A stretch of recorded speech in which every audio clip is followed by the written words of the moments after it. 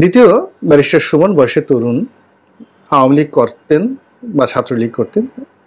তিনি আলোচনায় আসেন মূলত ফেসবুকের কল্যাণে। হবিগঞ্জের যে আসন থেকে তিনি একজন সাবেক সংসদ সদস্য এবং প্রতিমন্ত্রী, তাকে পরাজিত করে যে বিপুল ভোটে জয়লাভ করেছেন, এটি বাংলাদেশের ইতিহাসে বিস্ময়কর। অভিনব জনপ্রিয়তা তার রয়েছে। অভিনব বললাম এই কারণে যে এ মানের কোনো সেলিব্রিটি, ফেসবুক সেলিব্রিটি, সোশ্যাল মিডিয়াতে সেলিব্রিটি, তারা জাতীয় নির্বাচনে জনগণের ভোট পেতে পারে এই ধারণাটাই মানুষ কল্পনা করতে পারেনি কেউ। ফেসবুকে কেউ লাইভ করছে, পোস্ট দিচ্ছে, ইউটিউবিং করছে।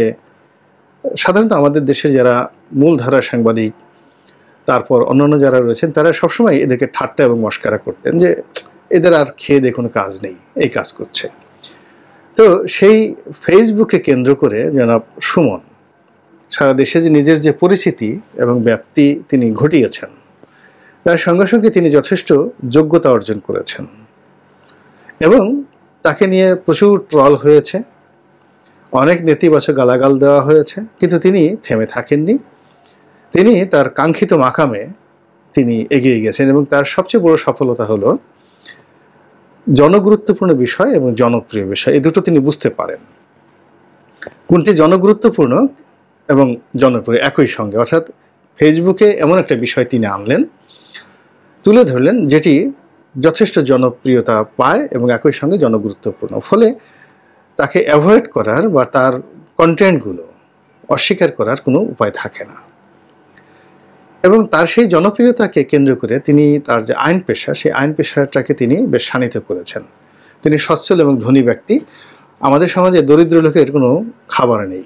আপনি যত জ্ঞানী হন না কেন, পণ্ডিত হন না কেন, আপনার যদি টাকা পয়সা না থাকে কেউ আপনাকে জিজ্ঞাসা করবে না। তো সেই দিক থেকে সুমন সাহেবের যে জনপ্রিয়তা এবং তার যে নেম অ্যান্ড ফেম, এগুলোকে ম্যাটেরিয়ালাইজ করার জন্য যে অর্থ দরকার, খুব বেশি দরকার নয়, যতটুকু দরকার, ভালো একটা গাড়ি, সুন্দর একটা বাড়ি, সুন্দর একটা অফিস এবং নেতাকর্মীদের জন্য, দেশ জাতির জন্য কিছু খরচ করা, এর জন্য যে টাকা দরকার সেটা তার আছে।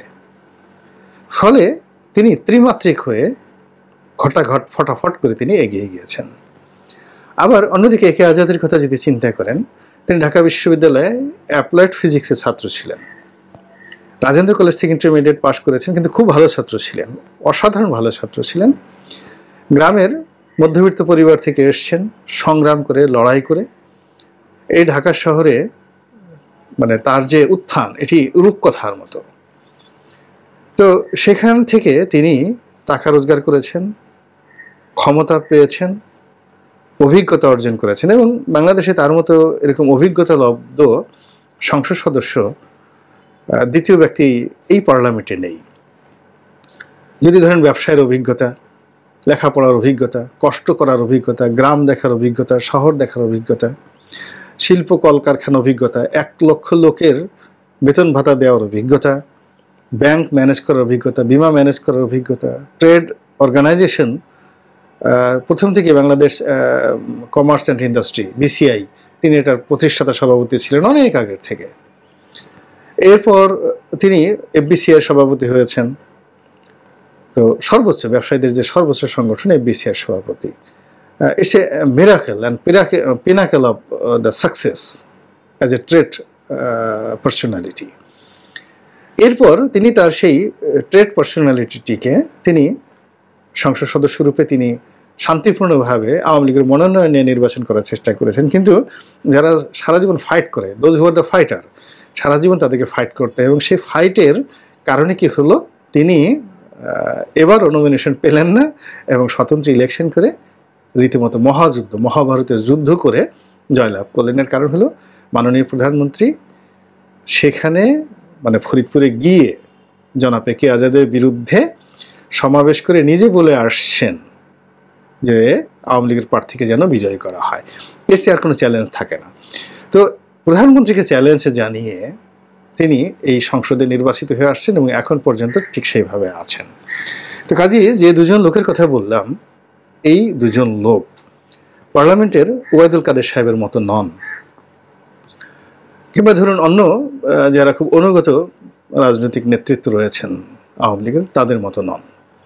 আবার আওয়ামী লীগের যে সকল লোক স্বতন্ত্র হিসেবে নির্বাচিত হয়ে এসছেন, শয়নের স্বপ্নে আওয়ামী লীগেরই স্বপ্ন দেখেন, তাদের মতো নন। তাদের মধ্যে একটা বারুদ আছে, তাদের মধ্যে একটা স্প্রিট আছে, তাদের মধ্যে একটা কৌশল আছে, এবং দে আর প্লেয়ার, গুড প্লেয়ার। তারা ভালো খেলতে জানেন, এবং তারা এই সংসদ সদস্য হয়ে চুপচাপ যে বসে আছেন, I do not think so.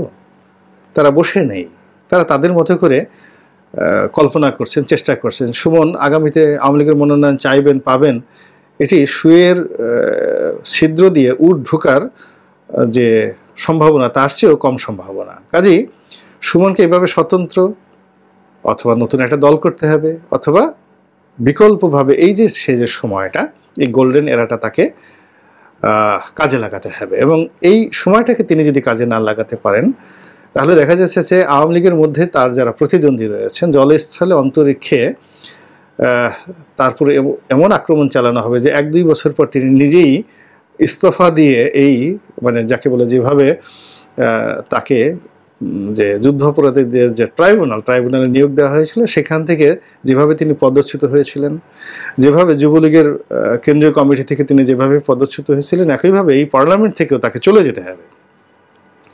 এটা সুমন জানেন, এবং সুমন জানেন যে পার্লামেন্টে যদি তাকে থাকতে হয়, তাকে যে পরিমাণ দালালি করতে হবে, যদি সেটা করতে হয়, তাহলে তার আইন, পেশা, অর্থ এবং সবকিছু ঝুঁকির মধ্যে পড়বে।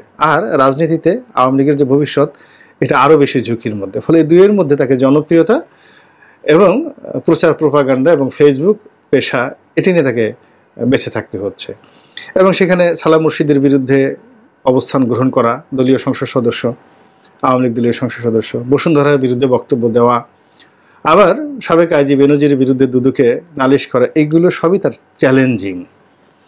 এবং অতি সম্প্রতি আমরা যেটা দেখলাম সেটা হলো তিনি যে শৈলকুপাতে একটা নির্বাচন হতে যাচ্ছে, সেখানে তার অত্যন্ত ঘনিষ্ঠ একজন লোককে আওয়ামী লীগের মনোনয়ন পাওয়ার ব্যাপারে তিনি তদবির করছেন, এবং আমি শিওর আওয়ামী লীগের মনোনয়ন সে পাবে না, এবং ব্যারিস্টার সুমন তাকে স্বতন্ত্র দাঁড় করিয়ে সেখানে সে প্রোপাগান্ডা চালাবে। এভাবে তার যারা সহযোগী আছে, সমমনা আছে, তাদেরকে কেন্দ্র করে সে যদি সারা বাংলাদেশে ইনিশিয়াল স্টেজে এই আগামী 5 বছরে 10-15টা সে সংসদ সদস্য ম্যানেজ করে ফেলতে পারে, এটা বিকজ অনেক বয়স্ক লোক আছে, এমনি প্রকৃতির কারণে মরে যাবে অনেকে।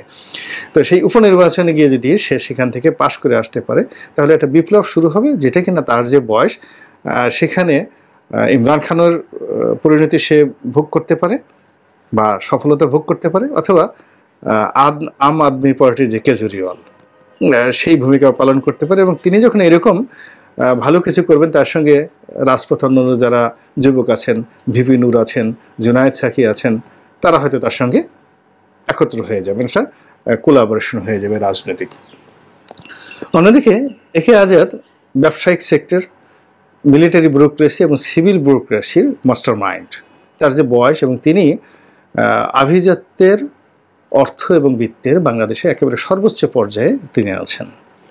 অনেকে হয়তো সালমান এফ রহমানের কথা বলেন, অনেকে হয়তো বসুন্ধরার কথা বলেন, এস আলমের কথা বলেন, বাট তারা পাবলিকলি নট ওয়েল অ্যাকসেপ্টেড, এবং তাদের রেপুটেশনও অত ভালো নয়, এবং তারা রাজনীতিতেও জড়িত নন। কিন্তু একে আজাদ অর্থবৃত্তে এদের চেয়ে বেশি। আমি যাদের নাম বললাম তাদের ব্যাংক লোন আছে, দেনা আছে, দায় আছে, কিন্তু তাদের চেয়ে তাদেরকে 10 বার করে কিনতে পারবেন জনাব একে আজাদ, সেই অর্থ এবং সেই সম্পদ তার আছে। 2 নম্বর হলো সংবাদপত্র বলেন, ইলেকট্রনিক এবং প্রিন্ট মিডিয়া, এরপরে ব্যবসায়িক সংগঠন, এরপরে জনগণ, এরপরে সিভিল সোসাইটি, দেশ এবং বিদেশের সম্পর্ক। তার অফিসে অন্তত পক্ষে কয়েকশো আর্মি অফিসার চাকরি করেন, যারা মেজর থেকে মেজর জেনারেল পর্যন্ত বিভিন্ন র্যাঙ্কে রয়েছেন। কাজেই সেনাবাহিনীর সঙ্গে বা সচিব পর্যায়ের অনেক লোক তার অফিসে চাকরি করছেন। তো সিভিল অ্যাডমিনিস্ট্রেশনের সঙ্গে তার যে রিলেশনটা, সেই রিলেশনটা নিয়ে তিনি কেবলমাত্র ফরিদপুরের যে এই আসনটি নিয়ে বসে থাকবেন, I do not think so.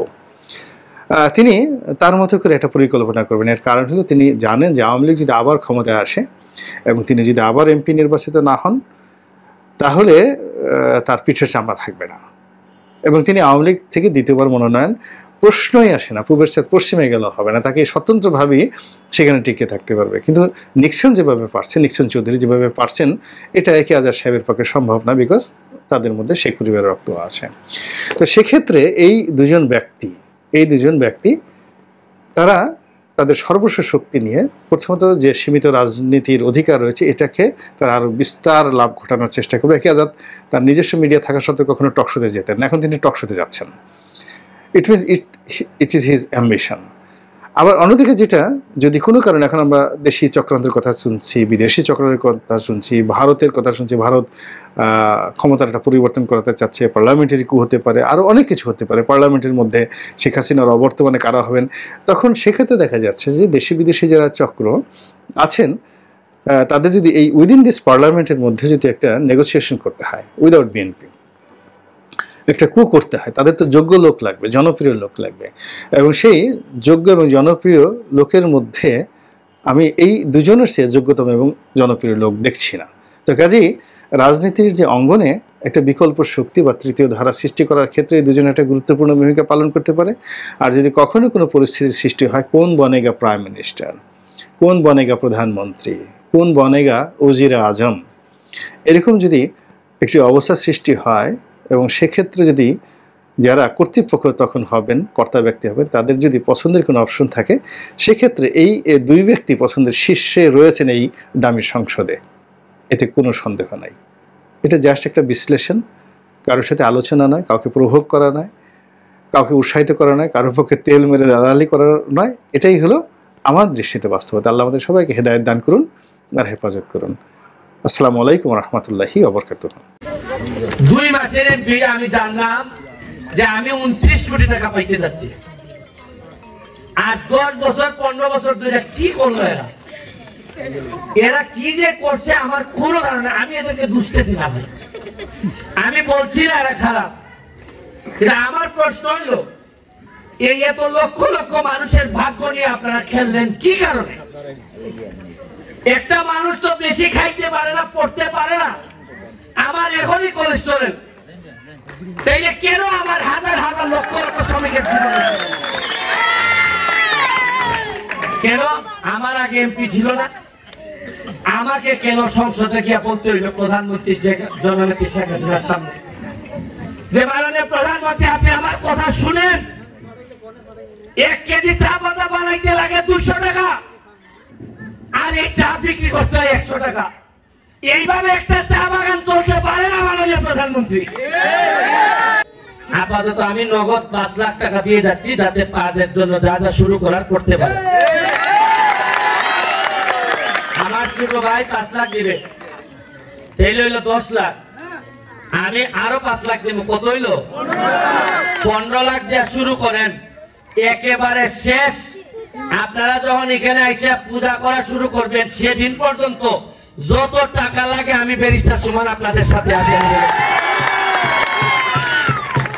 যেভাবে নিজাম সে বইতেছে বোঝা যায় যেমন বউরে বইতেছে বাজারে মাছ 2টা মুরগি, মানে আমাদের পাইছে যে 4 নম্বর ইউনিয়নের বউ বইতেছে যে মাছ আইন ফান আইন কিছু ফান আইন, এরপরে বাজারে গেলে পরে আবার ফোনে বইতেছে পুরোটাই বইছে লাড্ডু খাইতে, একটু লাড্ডু আইন। আমি জানি যে আমি কি যন্ত্রণা আছি, 12 কেজি ওজন কমছে এমপি হইবার পর। আমি আগে দেখতাম যে এমপি সাহেব বলতে পাঞ্জাবি ফুই দিয়া একবারে ভাও পরে কি পরে না গাড়ির থেকে, আর আমি দৌড়তে দৌড়তে আমার আম্মায় কইছো পুত্রে তুমি একটু আমেরিকা ভিটামিন লই আইয়া 20টা দিন দেখতে যাও। আমি ওই 14 তারিখে একটু আমেরিকা যাইতেছি 20 দিনের লাগে আমার মার ধরো, কারণ আমার মা আমার লেগে দোয়া করছিল। নমিনেশন ফরম্যাট টাকা তো আমার মায় দিছিল যে 50,000 টাকা লাগছিল, ওই সময় আমার কলজা বাড়ি দিছে। আমার মা কোন সময় চাইতা না যে আমি রাজনীতি করি, কিন্তু যখন দেখি এবার একমাত্র বার আমার মা 50,000 টাকা পাঠাইছিল, তাও কেমনে পাইছুন টাকা? তাইলে যে নাতি আছে না নাই নাতি আছে না এরা টিপ দেয় $2 $3 করে দেন, ওই ইটা টাকা জমাই আমার 50,000 দিছে। আমার মনে হয় মার ভালোবাসা কখনো বৃথা যায় না, মার দোয়া কখনো বৃথা যায় না, আর সাথে আমি আপনাদের আশীর্বাদ পাইছি। আমি অলরেডি কাজ এই লাইটটা বন্ধ করছেন, আমি এরা চেহারা দেখি না। চপকা সামনে এসে তোর রাখ বহুত হয়েছে ওরে বাবা সামনে বন্ধ করি আমি দেখি না হ্যাঁ খালা লাগে সাইড দিয়ে পারছি না আর আমি এরাই দেখিল চোখের ভাই না চাইলে তো প্রেম হয় না আমি এলাম চোখের দিকে তাকানো মানুষ আমি চাই খালি আপনাদের সাথে না আপনাদের বাচ্চার সাথে যখন আমি বুড়া হব তখন আমি যেন বাচ্চাদের সাথে তাকাই বলতে পারি যে আমি এমপি হওয়ার পর যে বাগান পাইছিলাম এর চেয়ে ভালো বাগান দেখে আমি পৃথিবী থেকে যাচ্ছি তোমাদের কাছে আপনারা এই মন্দিরের কথা বলছেন আরে জীবনে যদি একটা মন্দিরই বানাইতে না পারিতে কিসের এমপি আমি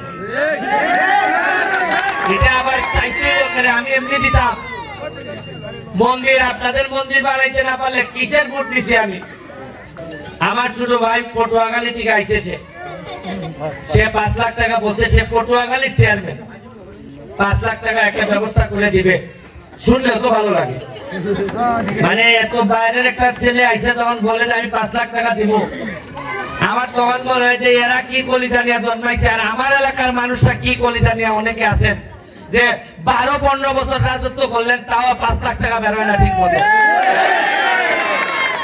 এই জন্য আমি কই মজা মারে মজা পাই আর আমরা খালি বৈঠা পাই বৈঠা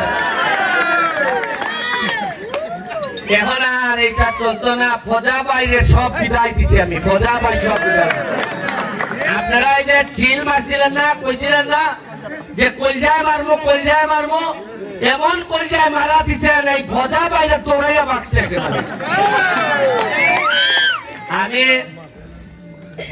নিজাম চৌধুরীরা বলবো চেয়ারম্যান সাহেব আসুন শখ করছো যেহেতু কালকে ব্রিজের খানদরটায় এই মন্দিরের আস্তে আস্তে টেকা আপাতত আমি নিজাম চৌধুরী তোমরা অ্যাকাউন্টে তোমরা বাগানের ম্যানেজার সাহেবের সাথে আলাপ করে ম্যানেজার সাহেব কই আছেন আপনার অনুমতি সাপেক্ষে মন্দিরের কাজ ধরার জন্য আপাতত আমি নগদ 5 লাখ টাকা দিয়ে যাচ্ছি যাতে কাজের জন্য যা যা শুরু করার করতে পারে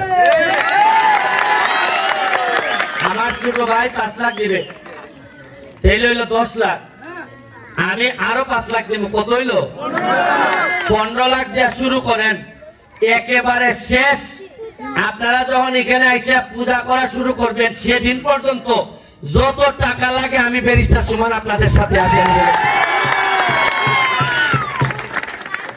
ব্রিজ রাস্তাঘাট আমারে বলা লাগবে না আপনাদেরকে বলছিলাম যে ভোট আমি একবারই চাইব আর পরের বার আপনারা খুশি হইয়া আমার যদি নির্বাচনের শখ থাকে আবার বেঁচে থাকি যদি তাহলে খুশি হইয়া গিয়ে আমার বাড়িতে নিয়ে ভোট দিয়ে আসবেন আপনারা এই কথা আমি বলছিলাম উন্নয়নের কথা লাগবে না নিজাম চৌধুরী যেহেতু আছে সারাক্ষণ আমার সাথে থাকে একটা আমি এমপি হইবার পর এই নিজাম চৌধুরীর নেশা করে হয়ে গেছে কিরকম নেশা সারা দিন খালি ইউনিয়নটাতে বসে থাকে আমি কইছি যে তুমি মেয়ে এমপির লোক তুমি সারা উপজেলায় ঘুরে বেড়াইবা মাধবপুর যাইবা ঢাকা যাইবা তুমি এখন একটা ভালো অবস্থানে গেছো আগে বরং আমার সাথে সব জায়গায় যেত এখন এমপি হওয়ার পর ইউনিয়নে ঘুরে দিছে আর যায় না কোথাও আমি ব্রিজ আনলো ব্রিজ দুই জায়গা আমি টেকা আনলে টেকা লই জায়গা হয় আমি নিতামুল 4 নম্বর আটকা হয় গিলানি আটকা হয় দেওন্দি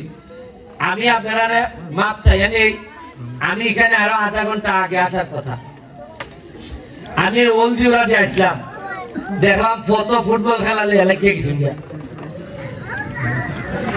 এরপরে 30,000 টাকা দিছি মাইল ভাঙাইবার লেগে আমি এমপি কইছি যে দুনলে আমার ওই দুনের হারে দুনিয়া লাভ নাই কইছে দুনা বুঝছেন যে ভিটা দিলে আমারে দাও খামনাই মাইছে না মাত্রা ওই কে আর কিছু কন্ট্রোল হয়েছে আরো 5,000 বেশি 35,000 একটা ফ্রিজ দিছে গেলা দুই টিমে 5,000 10,000 দিছে আমার কথা শুনছে মানে খাইছে আর তো আমার কি টাকা গেছে বুঝছো এবারে আরো 5,000 দিছে যারা দর্শক আছে যারা আমার কথা খালি জি জি করছে এটারও 5,000 দিছে মানে দু সময় তো জি জি করার লোক পাওয়া যায় না এইলে 35,000 দিয়া ওই আধা ঘন্টা লেগে গেছে আপনার তো রাইতে আর মানে মন উড়ু পুলাই আমার গাড়ি দেখলে কারো আর আমি আবার বল দাও। আর আমি যখন মাঠ থেকে বাড়ি যাই, ফুলার বাপ দুয়েলায় কয় সুমন ভাই, ফুলায়ও কয় ভাই, বাপেও কয় ভাই। মানে আমার এমন একটা তাল ধরছে, এইটাও কয় ভাই, এটা বাপেও কয় ভাই। আমি ওটা দুই লারে কই ভাই ঠিক আছে। আমি পানির কথা বলছিলাম আপনারা, আমরা প্রায় 50 কোটি টাকার বাজেট নিয়ে আইতেছি। পানির জন্য সাপ্লাই সিস্টেম করা যায় কিনা, যে 40টা ফ্যামিলি একসাথে সাপ্লাইয়ের ভিতর থাকবে। কাপাইতে তো অলরেডি একটা হইছে। আপনাদের সাবমার্সিবল পাম্প আছে। আমি একটা জিনিস বুঝি না ভাই, আমি মাত্র 2 মাসের এমপি, 2 মাসের এমপি আমি জানলাম যে আমি 29 কোটি টাকা পাইতে যাচ্ছি। আর 10 বছর 15 বছর ধরে কি করলো এরা কি যে করছে আমার কোনো ধারণা। আমি এদেরকে দুষতেছি না ভাই, আমি বলছি না এরা খারাপ। আমার প্রশ্ন হলো, এই এত লক্ষ লক্ষ মানুষের ভাগ্য নিয়ে আপনারা খেললেন কি কারণে?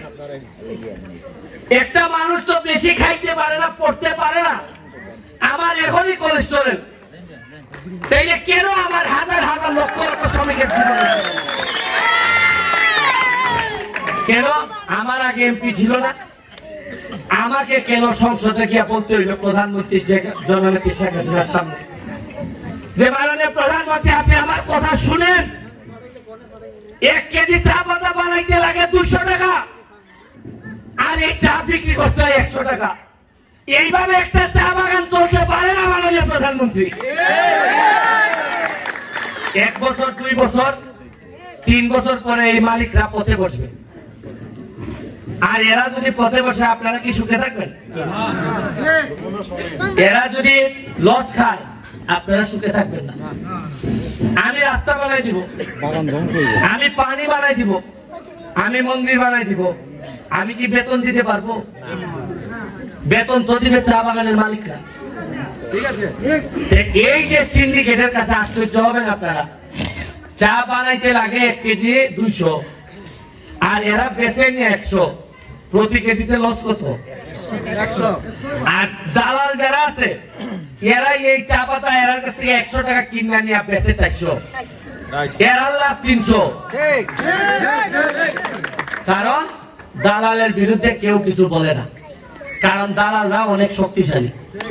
আগের এমপিরাও বলেন নাই, আগের মন্ত্রীরাও বলেন নাই, কারণ সবাই ম্যানেজ করেছিলেন। কি সুন্দর সিস্টেম যে বাগানে যাইবার গিয়া খালি কইবাই গো ভগবান আদাব, এটা কইবাই আর কইবাই আমার শেখ হাসিনা পাঠাইছে গো দিদি। আর ভুট্টা দিলাইলে দিদি যখন শেখ হাসিনা বঙ্গবন্ধুর কথা বললে ভুট্টা দিল, আর খবর নাই গো, খবর নাই। আর বাগানের এরা মনে করে নৌকাটা লই আইছে গো, এটা দিতাম না, এটা হয়নি গো। নৌকায় দিতায়, কিন্তু নৌকার লোক তো এই মাঝি তো জেনুই না। শেখ হাসিনাটা জানেই না এরা এইগুলা করে। শুনেন, জীবনে আবার এমপি নাও হইতে পারে, নাও আসতে পারে, তবে এই 5 বছরে এমন টাইট দিয়া যাইব চা বাগানের শ্রমিকের সাথে 2 নম্বর চলত। এই যে আপনারা 5000 টাকা করে পান না, ওই যে 6000 লোক সব বাগানে, এই যে বাগানের লিস্ট আপনাদের ইউনিয়নে 1200 লোককে দেওয়া হয়েছে। এই লিস্ট, এই লিস্টের নিয়ম অনুযায়ী আপনারা এখানে 1200 লোক 5000 টাকা করে পাবেন। কত করে? এইখানে এটা আমি কালকে থেকে মাইকিং করাইনি, আপনার দুর্গা ঘরের সামনে এটা টাঙাই দেব। দেখবেন আপনার নাম, আপনার বাবার নাম, ঠিকানা, আপনার ফোন মোবাইল নাম্বার ঠিক আছে কিনা। এরা করে কি জানেন? নাম কিটা করে আমি আপনার বুঝাই কই, 2 নম্বরটা কেমনে করে। নাম লেখা প্রতিমা রিকমন, ধরেন মাতার নাম পাঙ্গামণি রিকমন, পিতার নাম মঙ্গল রিকমন, উপজেলা সোনারঘাট, পাইকপাড়া, গিলানি, সব ঠিক আছে। আর মোবাইল নাম্বার দেয় বরিশালের এক লোকের, বুঝছেন? নাম দেখি তুই তো টেকা তো আছে মোবাইলে, তোমার নামও আছে, সব ঠিক আছে, রিকমন টিকমন মুন্ডা টুন্ডা সব ঠিক আছে, কিন্তু পাতলা মারে পাতলা মারে। এটা গেল এক গ্রুপ তো এটা গেছে, আর এক গ্রুপ আছে, আর এক গ্রুপে কয় যে তোমার যে 5 লইয়া দিছি 2 কিন্তু আমারে দিবা, সন্ধ্যার পরে 2 কিন্তু আমারে দিবা, নাইলে তো 5ই পাইয়া না। এইবার আর ব্যারিস্টার সুমন এমপি চলিবে না, চলিবে না, চলিবে না। এইবার যাদের দেওয়া হয়েছে নতুন, আগামীবার নতুনদেরকে দেওয়া হবে, নতুন পুরান মিলাইয়া চলবে। আমার দায়িত্ব হইল টাকাটা কারে দিবেন এটা আপনাদের দায়িত্ব, ম্যানেজার সাহেবরা মিলাইয়া, সব মিলাইয়া, চেয়ারম্যান সাহেবরা মিলাইয়া সিদ্ধান্ত দিবেন কারে দিবেন। কিন্তু আমার কাজ হইল যারে দিবেন 1 টাকাও কম দিতে পারবেন না।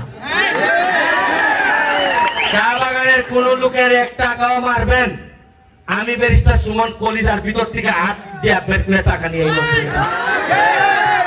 স্পষ্ট বলা আছে ওসি সাহেবরে, চা বাগানের শ্রমিকের কোন টাকা যদি কেউ তহবিল তসরুপ করেন, কেউ টাকা যদি মাইরা দেন, ওসি সাহেবরে বলা আছে কোন কথাবার্তা ছাড়াই এফআইআর করে জেলের ভিতর ঢুকাই দিবেন সরাসরি।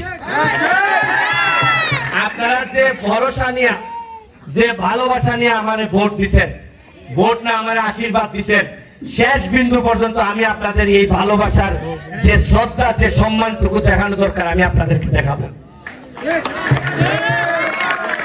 আমি আপনাদের জন্য চেষ্টা করে যাচ্ছি যে এই বাগান শিল্পটা যেন ধ্বংস না হয়।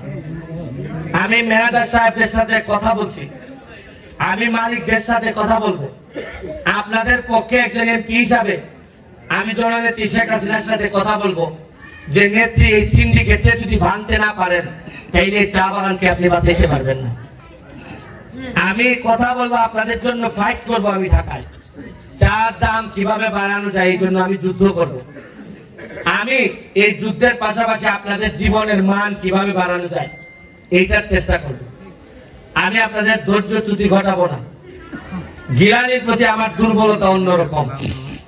এই মেম্বার, কই মেম্বার, স্বরূপ মেম্বার যেভাবে আমার ভোট আশীর্বাদ করে, যেভাবে ভোটের আগে আমার আপন করে নিছে, এটা ভুলার মতো না। মনে হয়েছে যে আমার মনে হয় যে আমার বাপ, আমার নিজের বাপ মনে রাখা গেছে একটা লোক রেখে আমার ছেলেটারে দেখে রাখিস, এইভাবে সে আমার যত্ন করছে।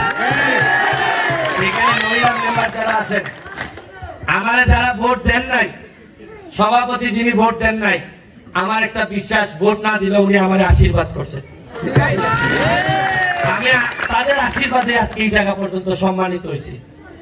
আরে ভোট মানুষকে সম্মানিত করে না, ভোট সম্মানিত করে আশীর্বাদ। আমি আমার সাহেব মেম্বার সহ, যদিও চেয়ারম্যান আমাদের ওয়াইস চেয়ারম্যান, উনি যদিও নৌকা করছে কিন্তু পাতলা নৌকা করছে, তার কারণে আমি বেশি বলছি, মানে নৌকাটা জুড়ে করছে না, হালকা। কারণ বেটা বুঝছে যে ব্যারিস্টার সুমনকে ঠেকানো সম্ভব না, কারণ সে দেখতেছে যে বাবে বুঝে বুঝতেছেন সুমন, আমি কেমনে খাওয়াইতাম কমন। এটা মানুষ একটা খুঁজে বাড়ি দেয় না। আরে আমার নিজের ভাই ভালো তো আমি বুঝি না পাস করবো কিনা। এরা প্রতিটা সময় খালি মানুষের বুঝাইছে, আরে সুমন যতই ভোট পাক আমরা তো রাইতে লয়ে যাবো না। এরা দিনের বিশ্বাস নাই, যদি এরা সব বিশ্বাস রাইতে। আর আমিও রাইত এমন টাইট দিছি, এখন রাইতে এরা আইনটা দিচ্ছে, চোখে দেখে না। এরা চিনে না আমি কি জিনিস। হ্যাঁ, যাই হোক, আমি ম্যানেজার সাহেবের প্রতি কৃতজ্ঞতা রইল। আমাদের ছাত্রলীগ নেতা এখন আমার সোহাগ, এদিকে এই আমার সাহেব মেম্বার, আমার এই ছেলেটা জুয়েল, সেও কাজ করতেছে। যারাই মানুষের জন্য কাজ করতেছে, সম্রাট, গোবিন্দ, হ্যাঁ গোবিন্দ এদিকে আসো তুমি। সে হইল আমার হাইকোর্টের ক্লার্ক, হাইকোর্টে সে আমার জন্য সুপ্রিম কোর্টে কাজ করে। এই যে মামলা টামলা হয়, এগুলা জামিন কাগজপত্র সেই করে। তারে কিন্তু আপনারা জানেন না, আপনারা না জানাই, গত পরশুদিন এই মন্দির আমি ভিজিট করাইছি। আমি আপনারা কেউ জানেন না, সে দেখে আমার রিপোর্ট দিছে যে এই মন্দির পুরোপুরি করে দেওয়া লাগবে। আমি তার জন্য আশীর্বাদ চাই আপনাদের কাছে। আমি বলছি তাহলে আমি দায়িত্ব দিছি যে তোমার দায়িত্ব দিলাম, সে হলো পার্কুল বাগানের ছেলে, তোমার দায়িত্ব দিলাম, তুমি বুঝবা যে বাগানের মানুষের কষ্ট কোন জায়গায়, বাগানের মানুষরা কোন জায়গায় আনন্দ পায়।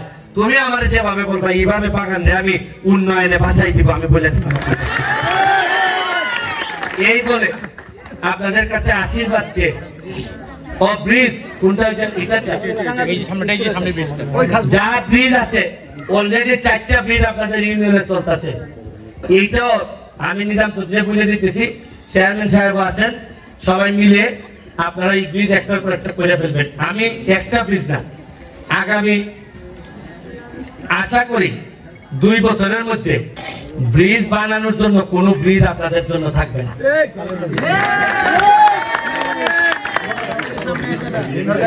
আর এলজিডি ব্রিজ এটা আমার ভাই সেলিম পটুয়াখালীর আছে, আপনারা ওয়েট করুন, বেশি দিন আপনারা বেশি দিন ওয়েট করা লাগবে না। যা যা আছে যেভাবে আমি দৌড়াইতেছি আর বেশি দিন লাগবে না, সব হয়ে যাবে। আপনাদের জন্য আশীর্বাদ থাকলো, আমার জন্য আশীর্বাদ করবেন যে আমি যেন সারা জীবন আপনাদের এমপি থাকি না থাকি, আমি যেন আপনাদের আশীর্বাদের মানুষ হয়ে থাকতে পারি। এই কথা বলে আর আরেকটা জিনিস মনে রাখেন, আমি তো এমপি হয়েছি, আরামে পড়বেন, এখন থেকে আরাম শুরু হইব। আর যদি আমি মন্ত্রী হই তাহলে আপনারা নিজেরাই এমপি হয়ে যাবেন, আপনারা নিজেরাই সাইন টাইন করে পাঠাই দিবেন, দেখবেন না সব কাম হয়ে যাবে। জয় বাংলা, জয় বঙ্গবন্ধু।